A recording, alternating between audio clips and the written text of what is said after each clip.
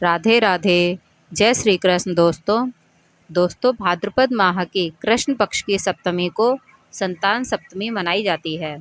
इस दिन महादेव तथा माता पार्वती की पूजा की जाती है तथा महिलाएं संतान सप्तमी व्रत की कथा का श्रवण करती हैं।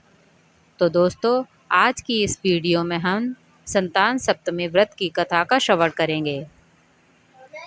एक नगर में राजा विक्रमजीत अपनी रानी पद्मावती के साथ रहते थे।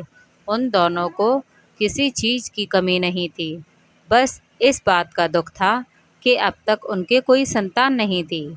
उस नगर में चंद्रगुप्त नाम का ब्राह्मण भी रहता था, जिसकी पत्नी का नाम जयश्री था। रानी और जयश्री में बहुत गहरी मित्रता थी। एक शाम वे दोनों नदी के तट पर घूमने गईं। तभी उन्होंने देखा कि कुछ औरतें पेड़ के नीचे भगवान शिव और माता पार्वती की पूजा कर रही थीं। वे दोनों उन महिलाओं के पास गईं और बोलीं, यह तुम क्या कर रही हो?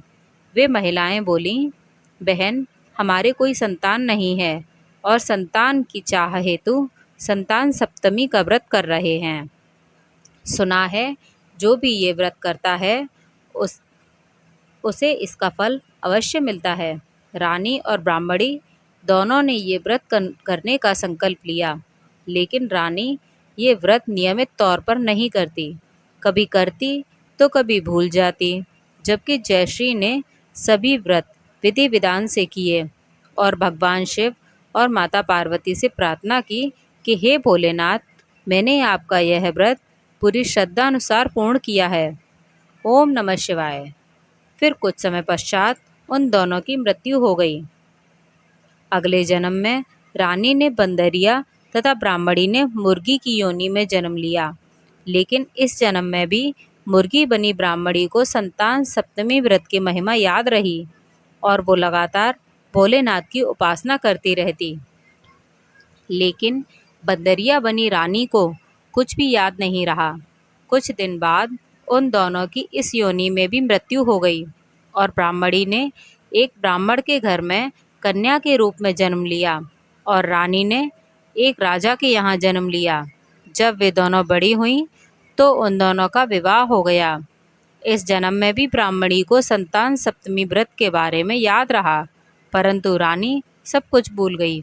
इस जन्म में ब्राह्मणी को संतान सप्तमी व्रत का फल मिला तथा भोलेनाथ की कृपा से उसने 8 पुत्रों को जन्म दिया और 8 पुत्रों की माँ बनी। उधर रानी ने विवाह के 4 वर्ष बाद एक बालक को जन्म दिया, जो कि रोगग्रस्त था और 8 वर्ष का पूर्ण होते ही उसकी मृत्यु हो गई। रानी बहुत उदास रहने लगी। रानी ने जब ब्राह्मणी के 8 पुत्रों को देखा तो वह जल भुन गई और बोली, इसे बड़ा घमंड है अपने पुत्रों पर। मैं इसका घमंड तोड़ दूंगी। मैं इसके सभी पुत्रों को मौत की नींद सुला दूंगी। रानी ने उसके सभी पुत्रों को खाने पर बुलाया और उसमें जहर डाल दिया, लेकिन अपनी माँ द्वारा किए गए संतान सप्तमी व्रत की कृपा से भोलेनाथ ने उन्हें कुछ भी नहीं होने दिया और वे सब सही सलामत रहे, जिससे रानी और जल गई। रानी ने सिपाहियों को आदेश दिया कि इन 8 को उठाकर नदी में फेंक दिया जाए, परंतु इस बार भी वो सही सलामत बच गए। ये चमत्कार देख रानी ब्राह्मणी के पास गई और उससे क्षमा मांगने लगी। बहन, मुझे माफ़ कर दो। मैंने तुम्हारे पुत्रों को कई बार मारने की कोशिश की, लेकिन वे हर बार सही सलामत बच गए। आखिर तुमने कौन सा पुण्य किया है जिसका फल तुम्हारे बच्चों को दीर्घायु दे रहा है? ब्राह्मणी ने कहा, ये सब संतान सप्तमी व्रत का फल है। संतान सप्तमी व्रत न करने की वजह से तुम आज भी संतान सुख से वंचित हो, लेकिन अब तुम यह व्रत नियमित रूप से करो, जिससे तुम्हारा ये दुख दूर हो जाएगा।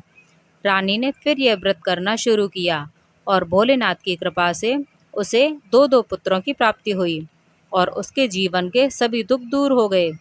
जिस प्रकार भोलेनाथ ने उस ब्राह्मणी और रानी के दुखों को दूर किया, उसी प्रकार यह व्रत करने वाले तथा कथा सुनने वाले सभी पर कृपा करना। हर हर महादेव। दोस्तों, वीडियो अगर पसंद आई हो तो वीडियो को लाइक करें, शेयर करें और चैनल को सब्सक्राइब करें। बेल आइकन को दबाना ना भूलें। धन्यवाद।